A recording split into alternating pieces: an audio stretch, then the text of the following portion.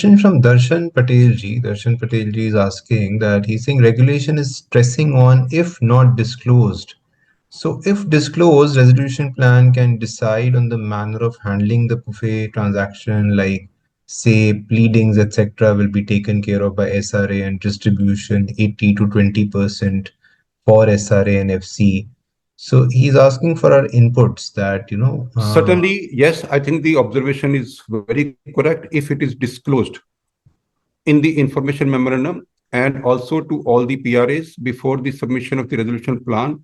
Then the PRAs can submit a resolution plan where they are seeking assignment of all the avoidance transactions, and they can also say that they will handle the assignment, they can handle the litigation, and whatever the proceeds will be, that either will go to entirely will go to SRA, and SRA has factored in the full price for that, or whatever recovery will be made, then the SRA will share it with the creditors. So these kind of options are possible in the resolution plan, but with two conditions. It must be there in the IM and it must be disclosed to all PRAs before their submission of resolution plan. Right. I think that's completely understood. And of course, resolution plan is very flexible on what can happen with respect to all the applications, the company, various litigation. So there can be a mix of different things for different assets also. There is no bar on that. So one can always propose differential treatment for different assets. And buffet application can be on a sharing basis or can be on this percentage sharing basis. Yes. So good morning, everyone, and welcome back to our weekly webinar series. Today, we are discussing the recent amendments in the CRP regulations and looking how avoidance transactions are likely to change, or the importance of them will change with respect to these regulations. We will also be looking at many other recent judgments. Over to Anil, sir. Thank you, Ankit. So this is 100 that kind of environment, health, that we are able to do this. And also thanks to our audience who keeps motivating us for the effort, where our team and Ankit and myself, we work at least 8 to 10 hours in a week for this process. So as we say every time that it is our way of learning, that is real meaning of it, because in case we don't do that, we may miss various changes, various judicial pronouncements, and that may impact adversely on our profession. So in case we have to be ahead of others, then this is actually helping us to finalize strategy in our CIRP cases, liquidation cases, personal guarantors cases, and wherever we are providing consultation to resolution applicants, and also as process consultant to various various CIRP assignments. So this is basically we are kind of selfish to that extent that with this disguise, we are also trying to achieve our professional acumen and efficiency.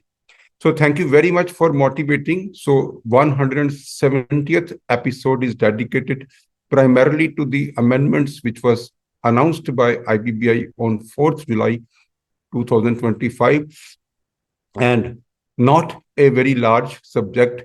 Therefore, we combined this along with the couple of good judgments that we could see released given by the Honorable Supreme Court or Appellate Authority and CLAT in the last 1 or 2 months.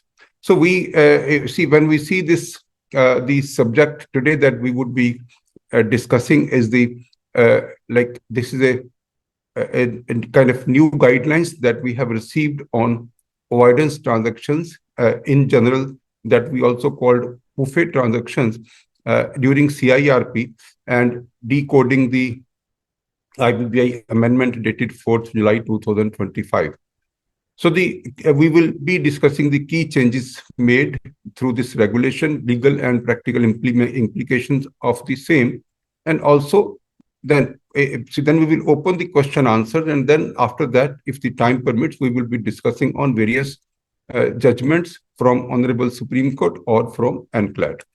Now, the IBBI amendments to CIRP dated 4th July, this was basically focused on strengthening transparency and integrity as regards avoidance transactions, because there are many litigations which in fact have taken a lot of time regarding the disputes whether the proceeds out of avoidance transactions will go to SRA, the successful resolution applicant, or it will go to the creditors. So that dispute is in many cases, and also in case the information memorandum is not complete, if the entire information is not provided in the information memorandum, then the resolution plan cannot be considered to be a complete resolution plan. So these kind of judgments that we have seen, so I think that prompted IBBI to bring this amendment. So in fact, the changes that are made, primarily it says that the information memorandum should have the disclosure of all the identified avoidance transactions, and also there should be a bar on assignment in the resolution plan if not fully disclosed to prospective resolution applicants through IM, and the IM must be updated from time to time. This is a new thing, although practically we've been doing this, that we have been considering information memorandum as a dynamic document. It's a fluid or liquid document, actually keeps changing as the information flows in, so it keeps changing. But earlier there was no such provision to suggest that the information memorandum can be a fluid or can be a liquid document, and it can be changed, or it can be dynamic document. So that actually now it is official that this information memorandum is a dynamic document. So we actually will walk through the amended regulations and examine their practical implications. So first of all, we will also be comparing, like when we see this amendment to Regulation 36, Sub-Regulation 1, and the regulation that we have as of now, like before 4th of July, the regulation that we had was the subject to Sub-Regulation 4, the RP shall submit the information memorandum in electronic form to each member of the committee on or before the 95th day from the insolvency commencement date. This is the Regulation 36, Sub-Regulation 1. And now the amended regulation says, subject to Sub-Regulation 4, the RP shall submit the information memorandum in electronic form to each member of the committee on or before 95th day from the insolvency commencement date and its subsequent updates thereof.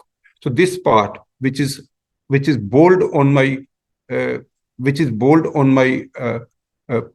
slide, that is the new insertion. And in fact, in case we see, there was a judgment in long back in the case of Reliance Industries Limited versus Satish Kumar Gupta, and this judgment in fact emphasized that the RP is required to prepare an information memorandum that includes all the relevant information regarding claims which are essential for formulating a resolution plan. So these kind of judgments keeps coming that the information memorandum has to be complete. Then only the resolution plan would be considered as complete resolution plan. So why this was inserted? This was inserted because see, under the old regime, the IM was one-time snapshot as on the insolvency commencement date. Now, the new avoidance or fraudulent trading claims which might surface after the issue of information memorandum actually went unreported. Therefore, the prospective resolution applicants, they were caught off guard, and this in fact used to trigger the last mile litigation. Therefore, the amendment, that is subsequent updates, was important. Practically, it was being done, but now it is official that it is the duty of the RP to add any subsequent update of information in the information memorandum and keep supplying it to the creditors and PRAs. Keep supplying it to the creditors and PRAs, and therefore, in fact, in the very recent judgment, which is in the case of 𝐓𝐫𝐚𝐧𝐬 Limited versus ICICI Bank, in fact, this is from NCL80 in March 2005.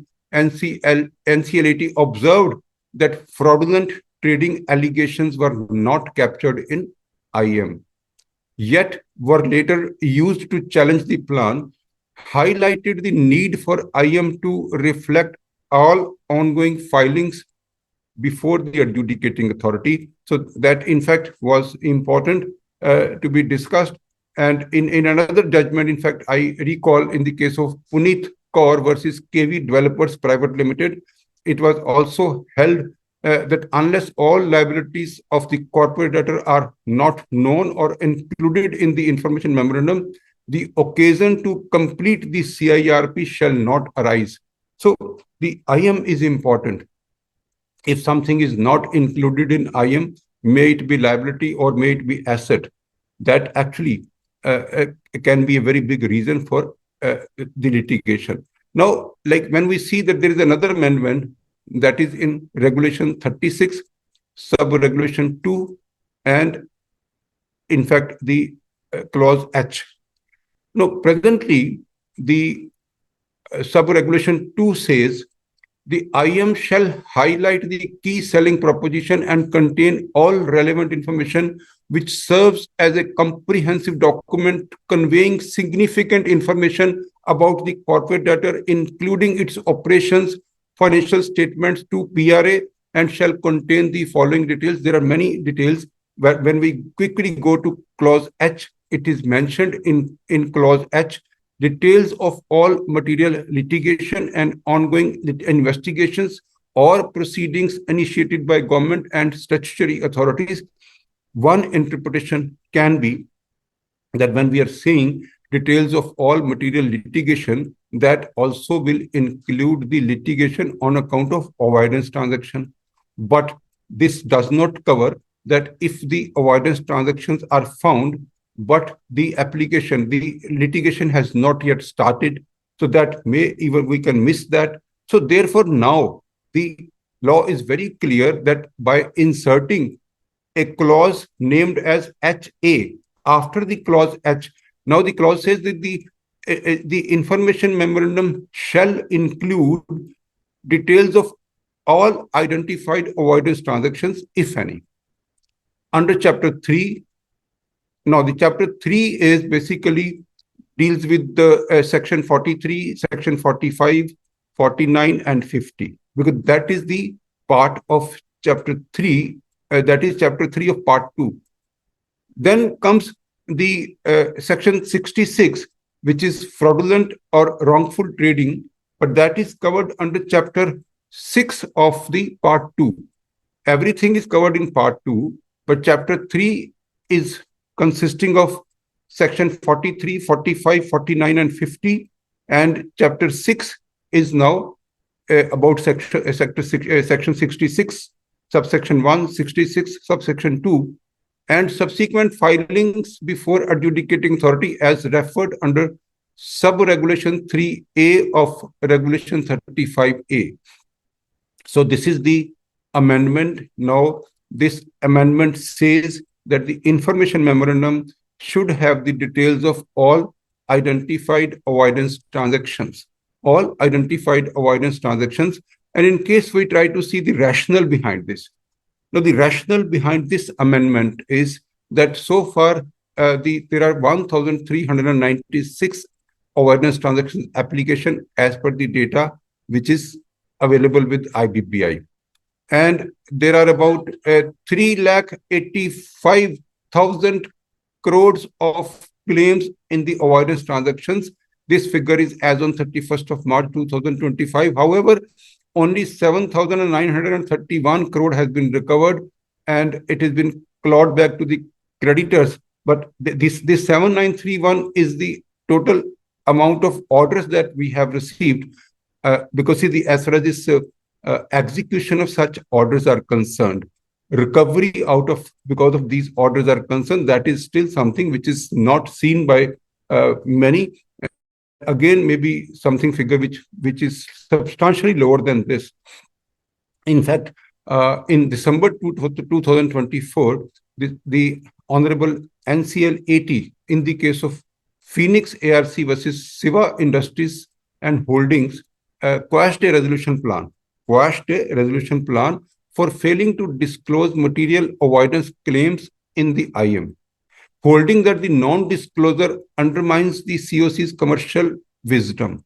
The new clause now, which is sub-regulation 2, clause HA, ensures that the resolution plan records all identified avoidance transactions and subsequent filings before adjudicating authority, directly answering that judicial question. So we can always say that this amendment are prompted by a couple of NCL80 judgments, and also fixing the responsibility on the RP that this information about avoidance transactions must be forming part of the information memorandum, and it must reach to all prospective resolution applicants and the members of the committee of creditors before the submission of resolution plan. Because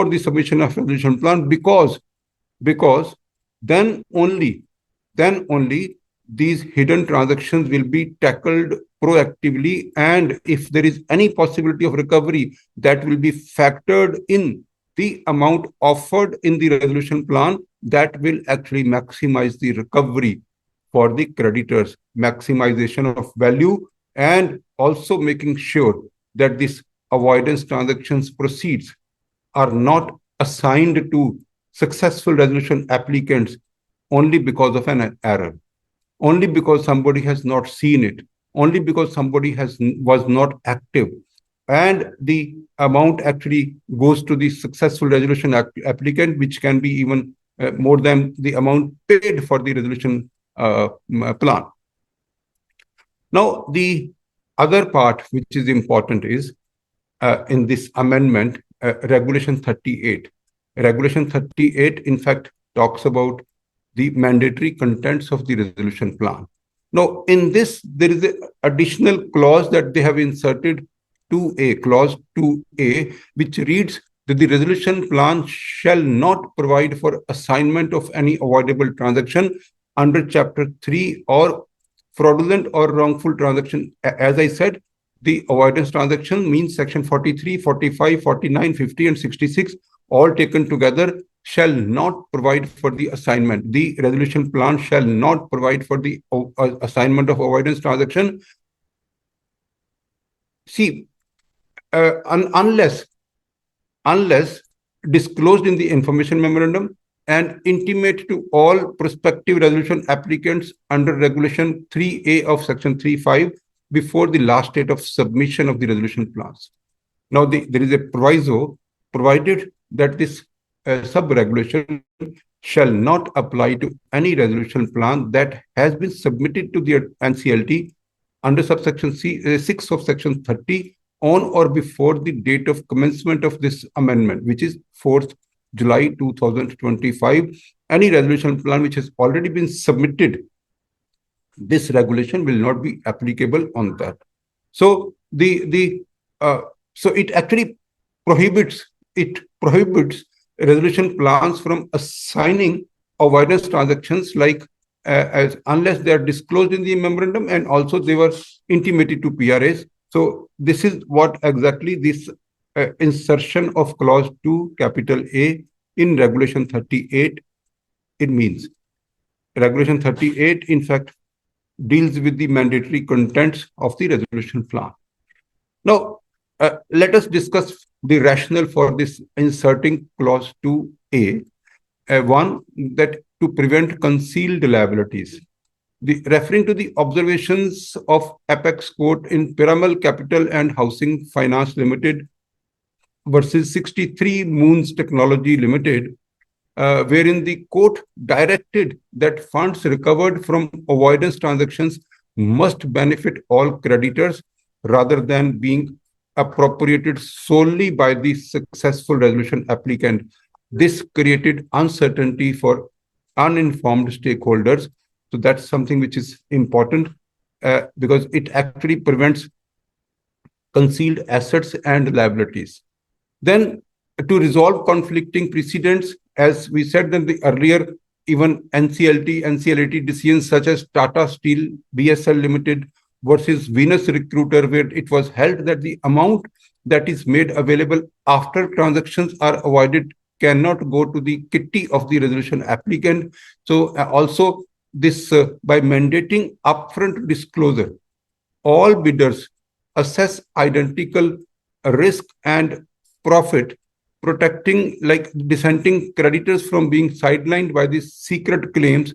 So this was also considered as something which actually, if somebody has the information of avoidance transaction and the RP is not fully diligent, then anyone who actually has the information can actually submit a resolution plan, including assignment of all transactions, avoidance transactions, and can get the gain as against those who have no information. So therefore, this particular amendment in Regulation 38(2)A assures that this information asymmetry is maintained, and every PRA is submitting a resolution plan considering prospective or any kind of estimated proceeds from the transactions, and then only the assignment of avoidance transactions can be considered as legal. Otherwise, if it is not mentioned, if it is not factored in, even if the resolution plan says that it will go to the SRA, if it is not there in the information memorandum, the resolution plan cannot be considered as a valid and complete resolution plan. That's very, very important. So then in this, as I said, that the JSW Steel Limited versus Mahendra Kumar Khandelwal, NCLAT held that the COC could, under its commercial wisdom, allow the SRA to retain recoveries from avoidance transactions. That was allowed because in that case, the COC, in fact, intentionally took a decision. However, this created a loophole. If such transactions were not disclosed in IM or shared with all the PRAs, so the insiders could exploit them, leading to unfair bidding and depressed resolution values. So therefore, this judgment also says that if it goes to SRA, then whether everyone who submitted the resolution plans had the information about the avoidance transactions, litigation pending, or claims pending. Now, in another judgment, which is KL Jute Products Private Limited versus Tirupati Jute Industries Limited, the NCLAT held that an action under Section 43 can only be initiated after the RP or the liquidator forms or considers opinion that the corporate debtor has given an undue preference. Corporate debtor has given an undue preference. The RP must make a determination based on evidence and then file an application before AA. Once the RP forms its opinion and identifies such transaction, it becomes material information. So now there can be a delay in RPs forming an opinion. There can be a delay in getting a forensic audit or transactional audit. There can be a delay because the management is not giving information. So because of this delay, it may not be possible that on 95th day, when the IM is supposed to be shared with the COC members, it may be possible that all this information about avoidance transaction is not available with the RP.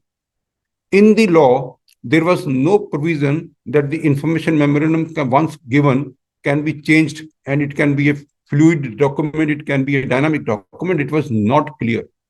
Now, there are two things that is very clear. One, that you can still prepare information memorandum on 95th day from the CIRP commencement date. You can share it with the COC after taking an undertaking of confidentiality from them. And then you can start sharing it with the PRAs, because see, even 60th day is the day when we are supposed to even release expression of interest, announce expression of interest in newspapers. So then the PRAs will start coming. Now, even till this time, if the audit is not completed, in case the transactions are not found by the auditors, the transactions are not even found by the RP, and the opinion is not formed. So that means the IM will not have this information which is prepared on 95th day. Now the law is very clear after this amendment that even if the resolution plan which is being considered by the committee of creditor, it is already at 150th day or 120th day, that time the avoidance transactions must be reported in the information memorandum, and it must be again given to the PRAs. The information memorandum, as updated from time to time, must be given to all the PRAs before they submit their resolution plan. So in the resolution plan, they will consider and they will factor in the value which they may realize from the avoidance transaction in case they are seeking assignment, of the avoidance transactions. Now, when this new amendment, when we have seen the new amendments in the case of even the so in the new amendment extend this by mandating that once this determination is made, it must be included in the IM. It prevents a situation where the RP identifies the transaction but strategically withhold it only to assign it later to a favored resolution applicant. That's what I don't think that happens, but then that's what also one of the logic.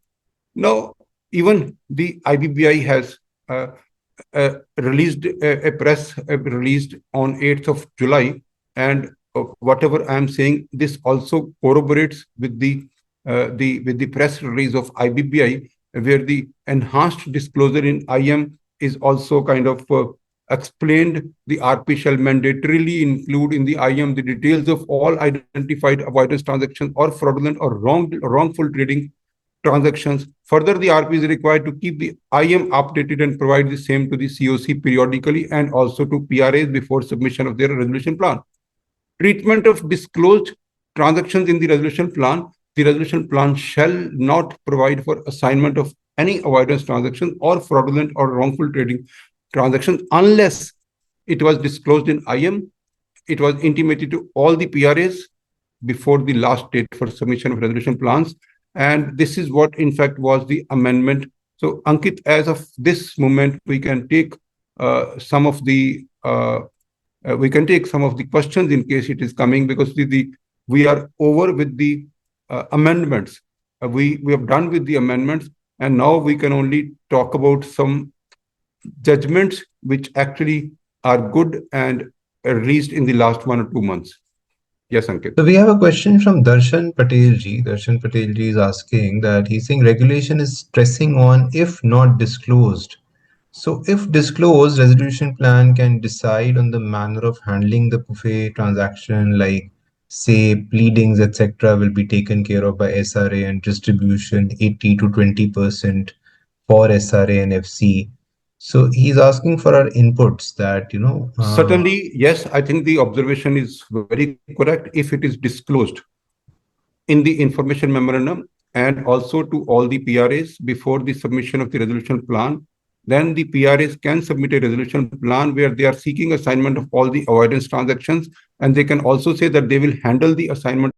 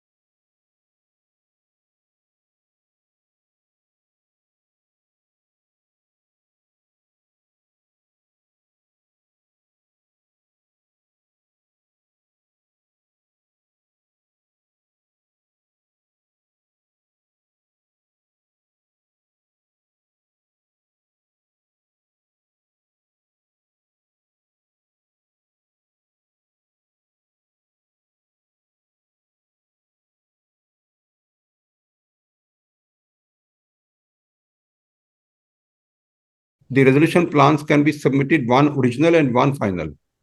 Now, if between the original and the final, if all the PRAs are informed about avoidance transactions identified by the RP, the application for which is already submitted to NCLT or not. But if all the PRAs are already informed by the RP, then in the final resolution plan, they can factor in the assignment of avoidance transactions for a value. And that is valid between the first resolution plan and the final resolution plan. This can also be done, and the information memorandum can also be updated. Yes. But there again, as the objective is that the IM will go to all the people who were part of the process, so Yes. they can kind of file their revised plan or give a revised financial offer. We have a question from Satwinder ji. He says that does this amendment have the effect of introducing a new challenge to the resolution plan, on the basis of non-disclosure of PUFE application to all PRAs? So, this is a very clearly mentioned in the regulations that this is not applicable to the resolution plans already submitted. Already submitted to NCLT for approval. Yes, yes. It is not applicable. So those resolution plans will be dealt with as it is being dealt with presently. That carve out is important to mention in case somebody brings it up in the NCLT that this was not disclosed, therefore this is not right. Yes, yes. Then we have a question from Ranjan ji. He says, what is the treatment of cash and bank balance in the resolution plan and also amount of recovery from erstwhile? What if the treatment of cash and bank balance in the resolution plan and also amount of recovery from erstwhile SRA whose PBG was not invoked by erstwhile RP? I don't understand the question though.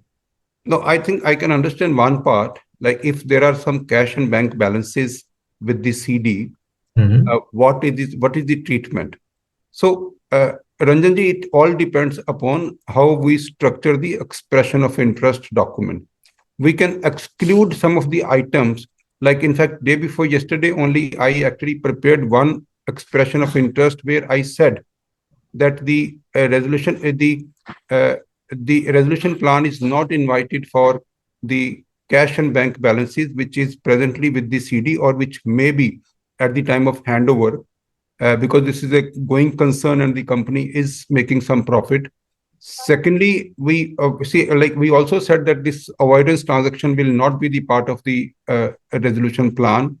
And third, one receivable, which was sure to come. For example, if there is an income tax refund which is sure to come, which is about 5 crores, so that also we excluded from the resolution plan while inviting expression of interest. So in case any such asset, which is a sure shot asset, which is not forming part of the core assets, which is not forming part of the actual business of the corporate debtor, that can be excluded from the invitation for resolution plan. So that's good. Yes, I think that's perfect. So we have another question. What if the avoidance transaction is found by the RP but not properly recorded or reported?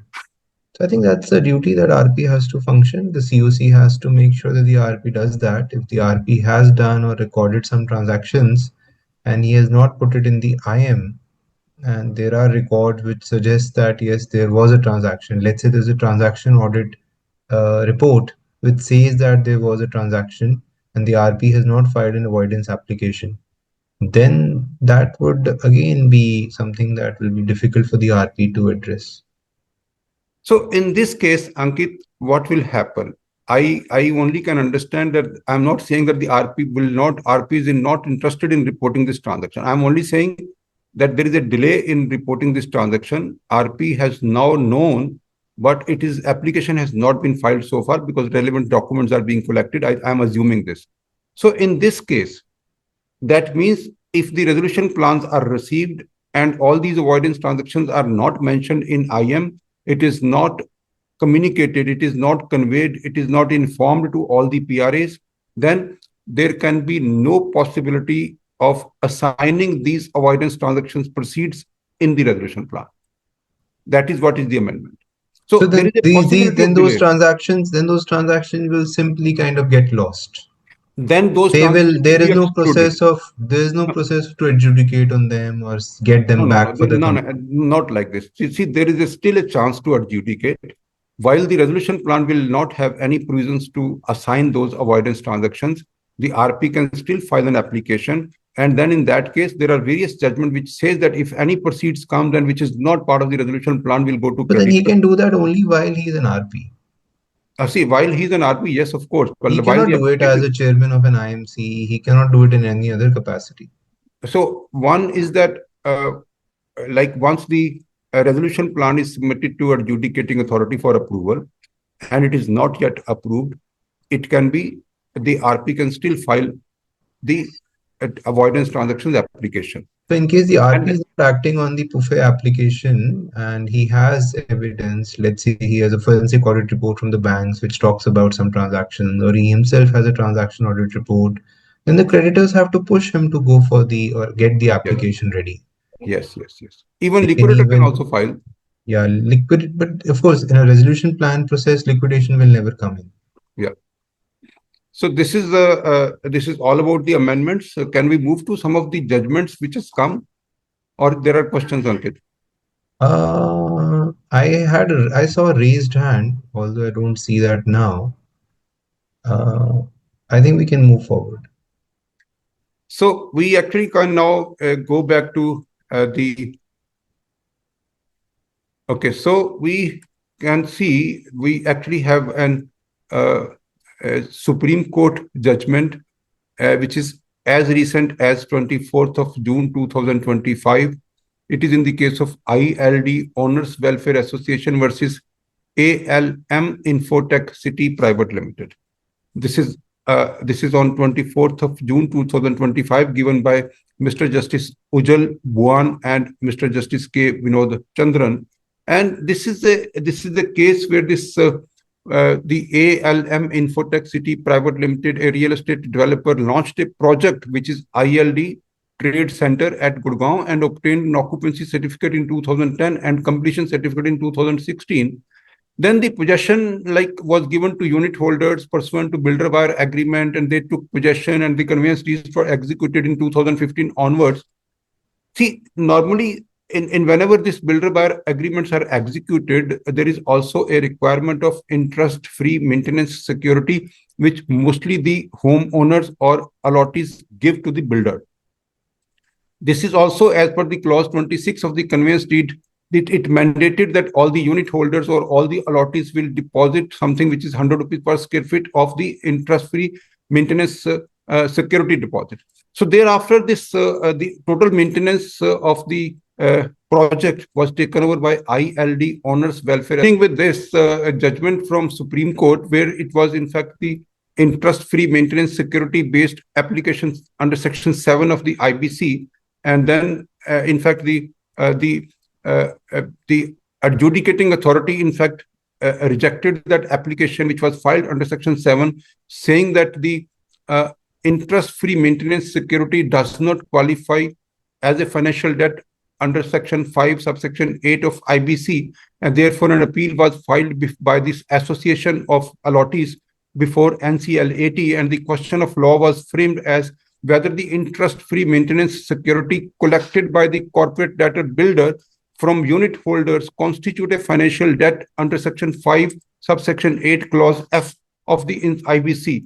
Now, in this case, the appeal before NCLT, the corporate debtor, in fact, the corporate debtor said that the interest-free maintenance security was collected not as a borrowing but as a deposit for maintenance service. There is no lending or borrowing arrangement or profit motive involved in the collection of IFMS. The amount was not disbursed for the time value of the money. Key requirement to qualify as financial debt, which is a key. See, because the time value of money is the key requirement to qualify as financial debt.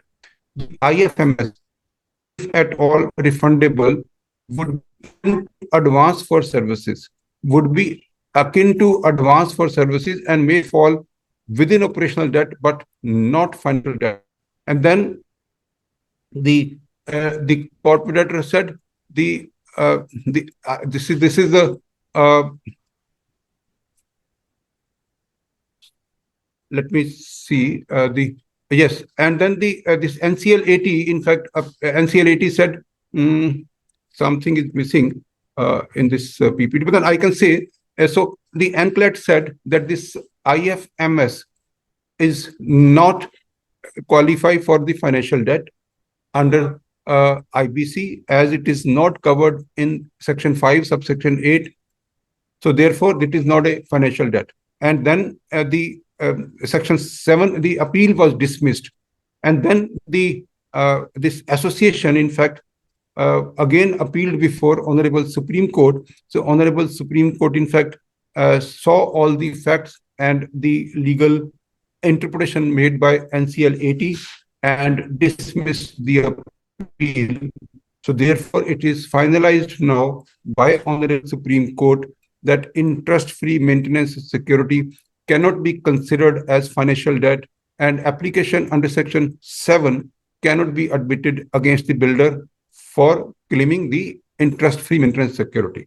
So this is what is the judgment which is from Honorable Supreme Court, and it is also the judgment which is very recent, which is on 24th of June 2025. Now we actually can see the judgment which is in the case of Ramachandra Dalaram Chaudhary versus Adani Infrastructure and Developers Private Limited. This is an appeal dated 5th of May 2025. 5th of May 2025. So in this particular case, the e-auction process was conducted.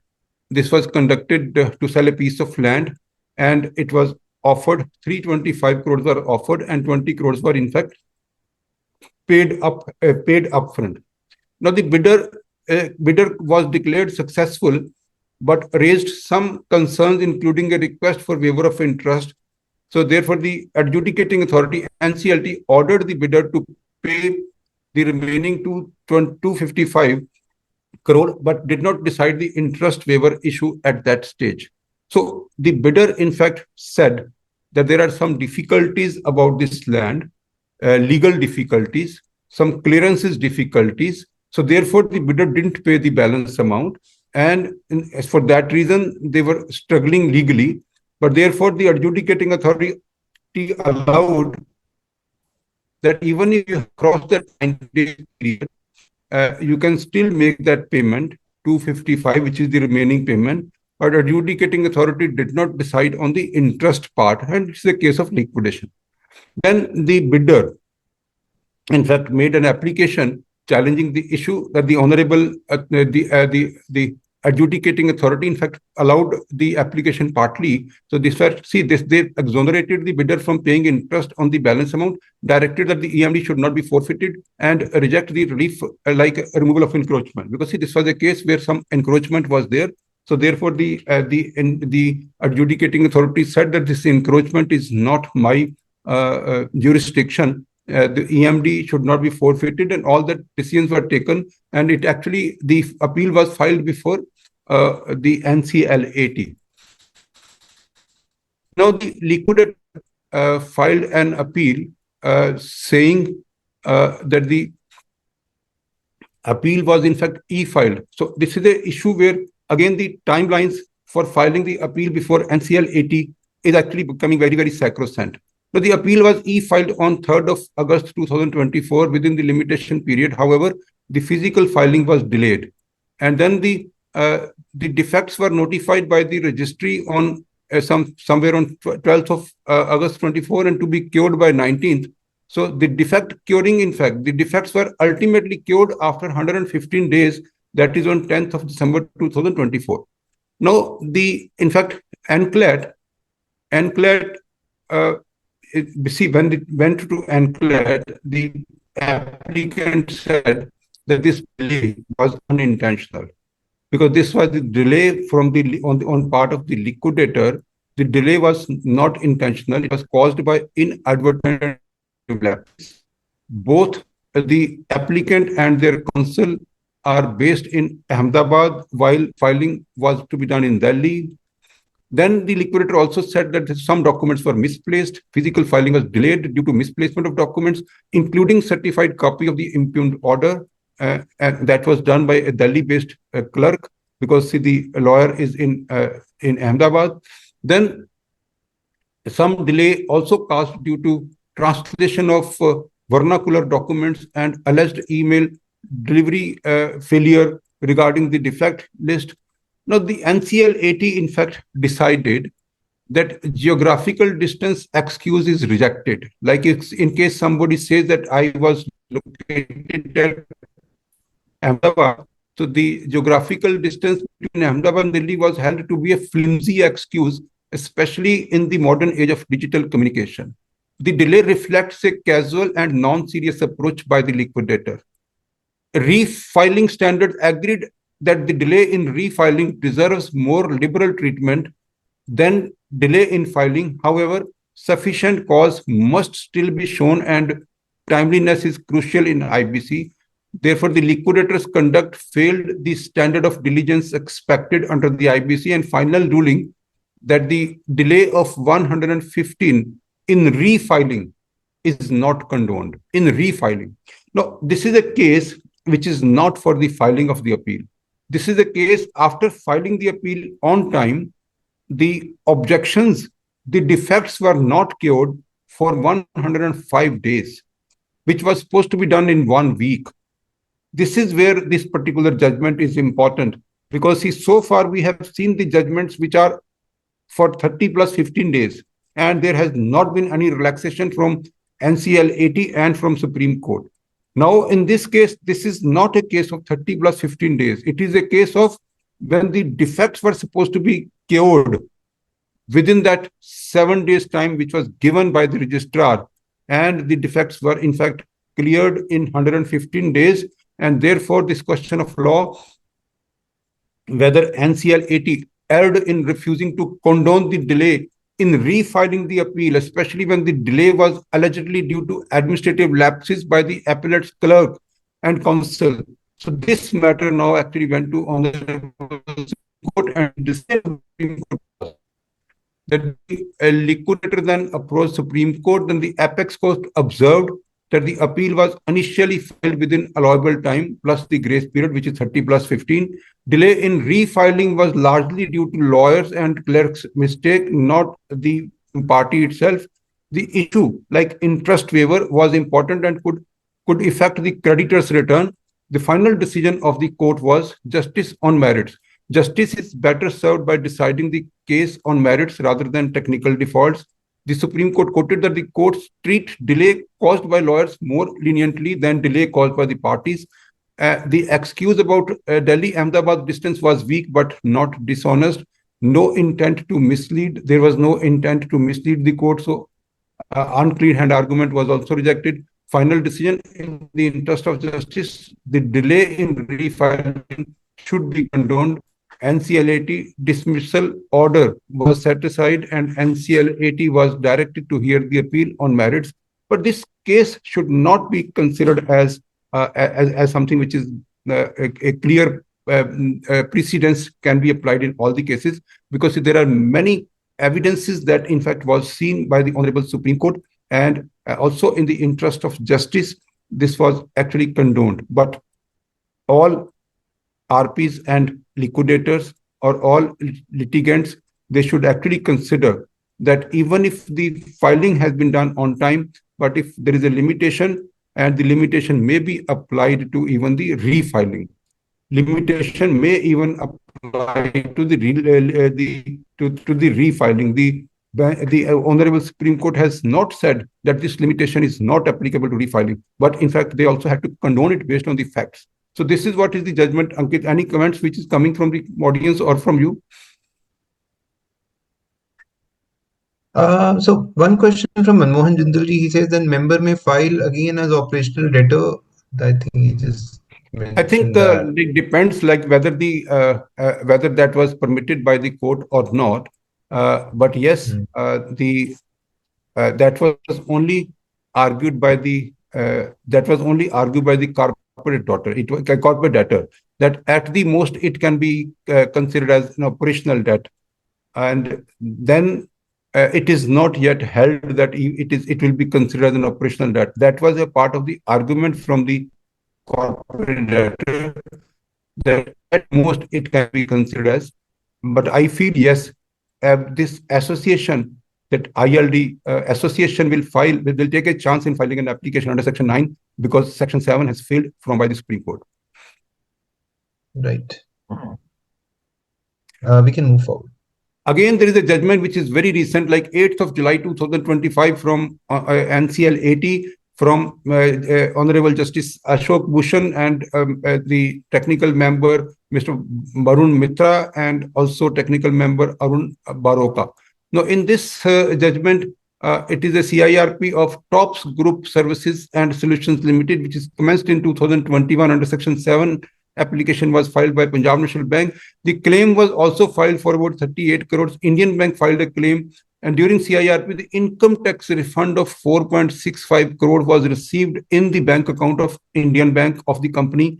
And the Indian Bank, in fact, the RP requested a lot to Indian Bank and over that money which has been received from Income Tax Department, 4.65 crore, but Indian Bank did not agree to give that money to the control and custody of RP. So therefore, the NCLT gave directions to Indian Bank to transfer the funds, and Indian Bank failed to appear despite notice. It was an ex parte judgment. So, but then thereafter, the Indian Bank filed a recall application that was also dismissed by NCLT. Then the even contempt proceedings were also filed, and that was also taken. And that also started by the adjudicating authority. But in the meantime, Indian Bank filed appeal against two orders. One is the contempt, and the other was the directions issued to Indian Bank for handing over that money to RP.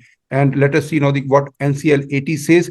The question of law which was framed whether a secured creditor who has not relinquished its security interest under Section 52 of IBC and retain an amount such as the income tax refund received into the corporate debtor's bank account during the moratorium period under Section 14 of the IBC, or whether such amounts, irrespective of any security claim, form part of the corporate debtor's estate and must be handed over to RP or liquidator in accordance with Section 17 of the IBC. So there are two issues. One, the Indian Bank was saying that all the receivables of this company was hypothecated to Indian Bank.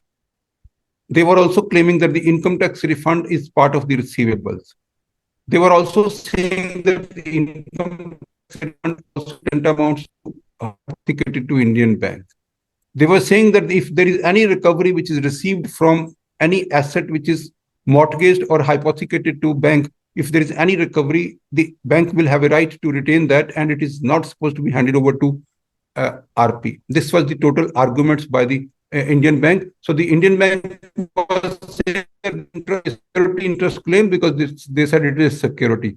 Then they have a right to retain. Then there is a procedural issue, like because the order that was passed by NCLT, that was ex parte, and that was only because of the miscommunication between the branches and the legal department. And the accounting standard also says, they also referred an accounting standard which is considering the tax refunds as receivable. So the bank had said that we have no objection in case the RP had opened an account with a public sector bank, but then the RP opened an account with Yes Bank, which is a private bank. So all this, the RP liquidator said it is moratorium under Section 14, and the RP or the liquidator has the power under Section 17. So the bank's non-compliance, consistent non-compliance, non-disclosure and defiance, and therefore RP's authority to get this money transferred to Yes Bank account, which is CIRP account. Finally, decision of the NCLT was very clear. NCLT held the refund amount of 4.65 crore belongs to the corporate debtor, having been received during CIRP, and the Indian Bank had no right to withhold or conditionally retain the same. RP had lawfully control over all assets under Section 7, subsection 1, clause B of the IBC. Indian Bank was obligated to act on his directions. Even if the refund was receivable, it was received during moratorium, thus failing within the control of RP, falling within the control of RP. The contention of security interest was irrelevant to the issue of custody and transfer of funds to the RP, because that will come later. Whether it will be distributed or not, it will come later. The NCLT-80's decision was very clear that it has to be remitted back to the RP. So the Indian bank's conduct showed lack of diligence and defiance of the CIRP mechanism, the liquidator to decide on bank's claim under the liquidation waterfall as. So this is what, Ankit, like there are other judgments which are important, but since the time is up, I can even briefly tell something which is the, in fact, one issue, in fact, which is important for another judgment is